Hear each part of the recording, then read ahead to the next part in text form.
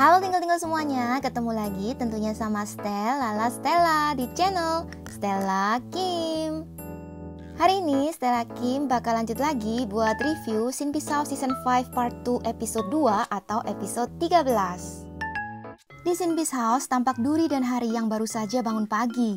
Mereka berdua masih mengenakan baju tidur. Sepertinya akan bersiap-siap untuk berangkat ke sekolah.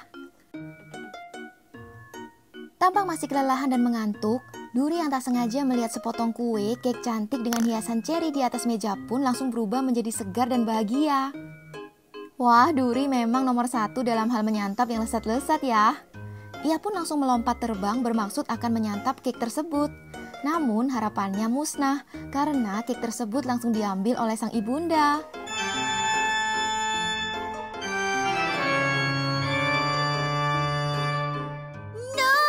Wah, ada apa ini? Sang ibu berkata dengan tegas sambil membawa kek itu menjauh dari hadapan Duri. Lalu, Ibu Hari dan Duri yang cantik ini memperlihatkan sebuah kertas yang tampaknya seperti hasil pemeriksaan kesehatan. Wajahnya tampak sedikit marah, namun sepertinya sang ibu melakukan ini semua karena mengkhawatirkan anaknya Duri.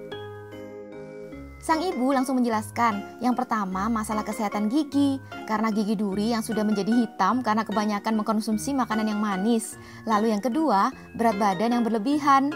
Wah, Duri pun tampak terkejut teman-teman, dan tak mampu menutupi rasa sedihnya itu. Duri pun mengomel dan merengek, bahkan berkata jika ibunya itu keterlaluan. Lalu dari samping muncul sang kakak. Dengan masih memakai baju piyama berwarna pink favoritnya, si Hari melirik Duri. Dia pun berkata, "Apanya yang keterlaluan? Selama ini kamu memang selalu berlebihan dalam memakan yang manis-manis kan?" Waduh, semuanya pasti tahu kan jika Hari bukan bermaksud untuk melarang adiknya. Hanya saja karena sebagai kakak yang menyayangi adiknya, Hari memang mempunyai caranya sendiri untuk menunjukkan rasa khawatir akan adik satu-satunya itu. Hari pun berkata kepada sang ibu untuk berhenti mengkhawatirkan Duri, karena sebagai gantinya, dialah yang akan menjaga Duri dan memastikan agar tak melanggar peraturan yang dibuat ibunya tadi. Ya ampun, memang Hari kalau masalah seperti ini jadi dewasa ya. Di halaman Sin Pisau, Sinbi si goblin hijau yang mendengarnya langsung tak dapat menahan tawanya. Sambil mengejek Duri, mana mungkin dapat menahan diri untuk tak menyantap makanan yang manis-manis. Begitu sih teman-teman kurang lebih maksudnya. Berkebalikan dengan si Sinbi yang menertawakannya, tampak Gemdi dan Hari yang berkata jika Duri pasti bisa. Walau tampak tak pernah serius, jika sudah berkeputusan, Duri pasti akan melakukannya. Hari dan Gemdi pun tampaknya berhasil menyemangati Duri teman-teman. Wah iya, semangat ya Duri. Pasti nanti jadi lebih tampan. Bertambah deh karakter baru yang cogan gitu. Tapi mendengar Gemdi dan Hari, Sinbi pun tak mau tinggal diam. Ia pun berkata, "Baiklah, bagaimana jika kita bertaruh?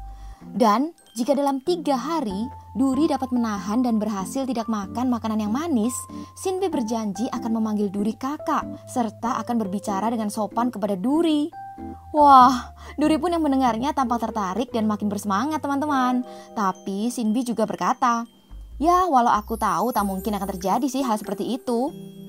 Nah, kira-kira apakah Duri dapat berhasil mengalahkan Sinbi kali ini? Lalu Sinbi melanjutkan perkataannya, "Tapi sebagai gantinya, jika kau kalah, Sinbi bilang, Duri harus merelakan mesin gamenya untuk diberikan kepada Sinbi." Wah, langsung deh. Duri pun tampak marah dan berkata, itu yang tak mungkin terjadi." Lalu Duri pun tetap bersikeras yakin kalau ia dapat berhasil dan akan membuktikannya kepada Sinbi teman-teman. Wah, jadi tantangan nih. Kira-kira bakal menang si Duri atau si Sinbi ya? Aduh, bakal seru banget nih.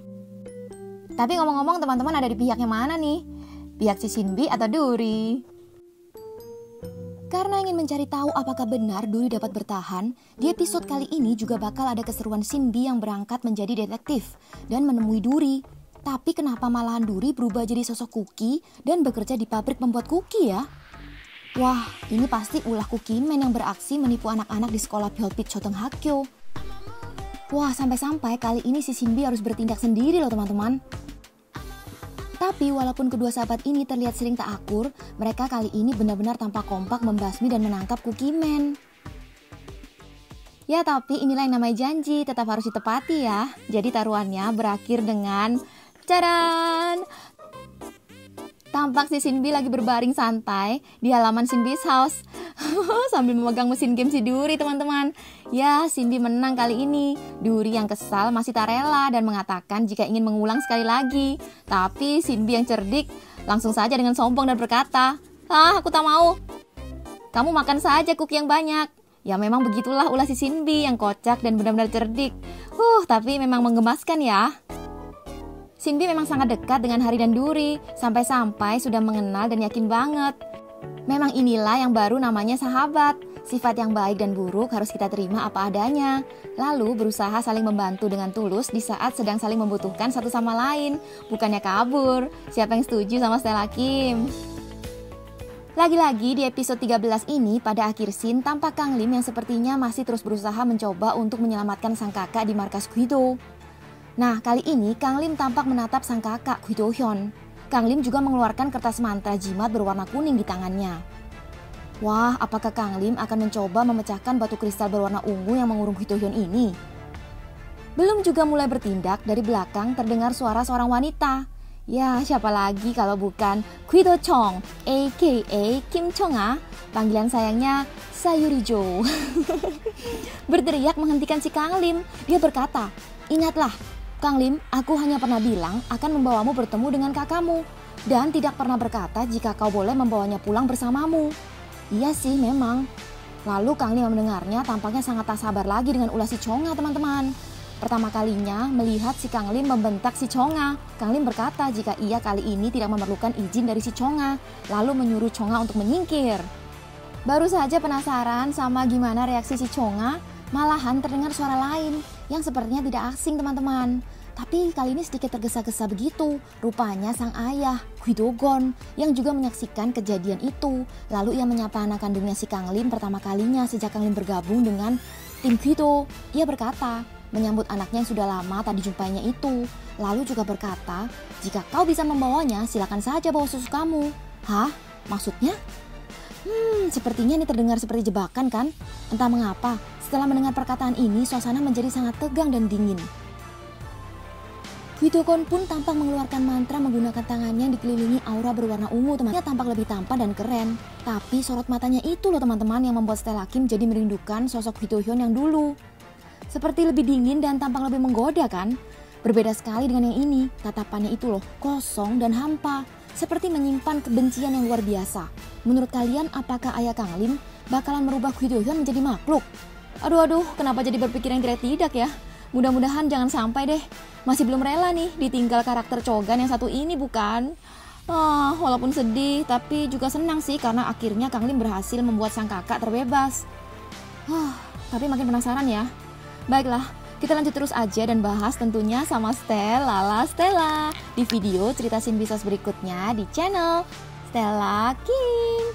Jangan lupa subscribe, like, dan menyalakan tombol notifikasi di channel Stella Kim ya.